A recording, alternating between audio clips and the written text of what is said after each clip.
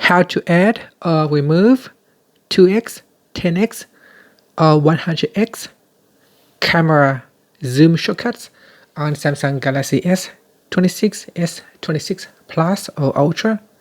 First, tap on the home button to return back to the home screen. Then open up the camera app. After, tap on the control button. Then tap on the settings icon. Now scroll down and tap on camera assistant. At the top here, tap on zoom shortcuts.